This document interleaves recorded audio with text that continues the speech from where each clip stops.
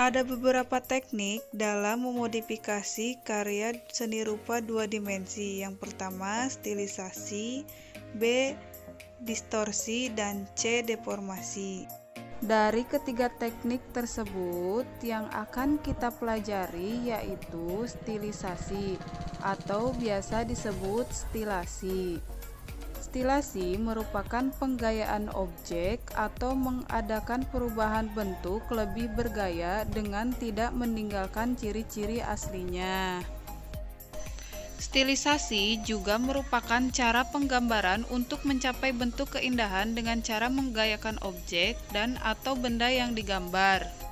Nah, berikut ini contoh karya seni yang banyak menggunakan stilisasi atau stilasi, yaitu ornamen atau motif pada batik, ada juga tata sungging, ada juga lukisan tradisional Bali, dan lain sebagainya. Nah, teman-teman, kali ini kita akan belajar cara membuat stilisasi atau stilasi motif pada batik. Alat dan bahan yang akan kalian gunakan pada saat membuat stilisasi atau stilasi, yang pertama ada buku gambar A4, penggaris, pensil 2B, dan penghapus. Langkah-langkah dalam pembuatan stilisasi, kita bisa menggunakan penggaris, pensil, dan buku gambar terlebih dahulu ya untuk menggaris serta mengukur garis-garis tepi dan kolom yang akan kita buat menjadi 10 kolom ya di sini.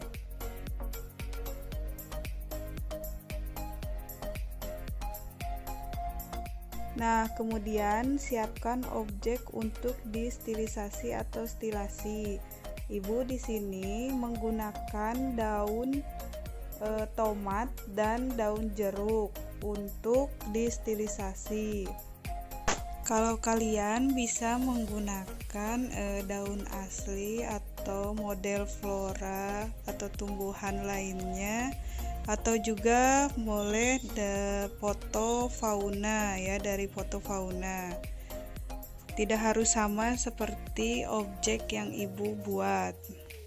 Kemudian kita ke langkah kedua, yaitu menentukan penggambaran bangun luar dari si objek yang akan kita stilisasi. Nah, fungsi stilisasi sebagai unsur yang diisikan pada bidang luas, maka penggambaran bangun luar kemungkinan lain dapat mengacu pada bentuk bidang luasnya, baik bentuk geometris maupun non-geometris. Setelah itu, menyempurnakan bangun luar dari si objek tersebut. Langkah terakhir yaitu pemberian isen-isen. Di sini agar lebih indah dan menarik, gambar stilisasi perlu dilengkapi dengan isen-isen, baik berupa variasi titik, garis, blok, dan warna. Warna di sini yaitu dengan memperhatikan ciri serta sifat khas sumbernya. Nah, di sini juga ibu menggunakan isen-isen berupa ukel dan titik-titik ya untuk stilisasi objek dari daun tomat.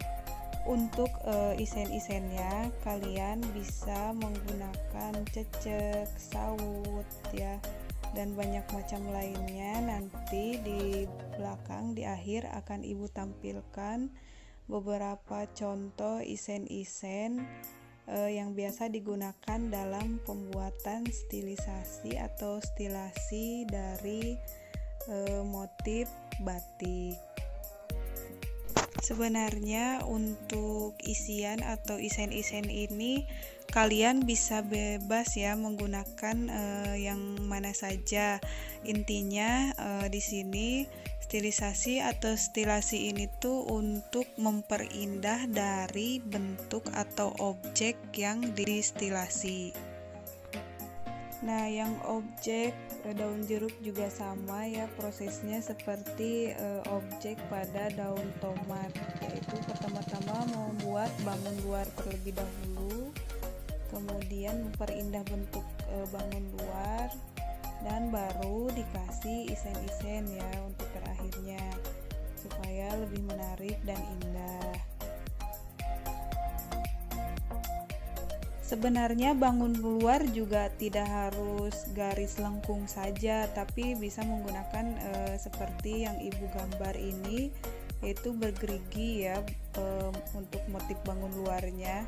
Dan dalamnya juga kalian juga bisa berbeda ya, tidak hanya ukel, tapi bisa juga menggunakan motif blok, dimana nanti ketika diwarnai jadi si motifnya tersebut memiliki warna yang bergradasi seperti yang ibu gambar terakhir ya, di akhir ini yang motif jeruk itu menggunakan motif ukel dan motif blok, yang dimana tengahnya itu menggunakan warna hitam dari si pensil.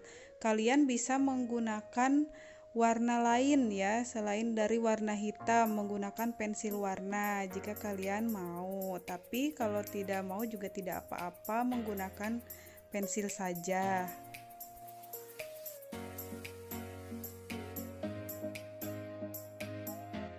Nah, untuk motif daun jeruk yang terakhir ini bisa kalian lihat ya, menggunakan ukel serta motif atau isen-isen blok ya di sini. Nanti di akhir akan ibu warnai hitam. Kalian bisa menggunakan pensil warna sebenarnya, tidak polos seperti yang ibu buat. Ini hanya sebagai contoh saja untuk kalian membuat stilasi.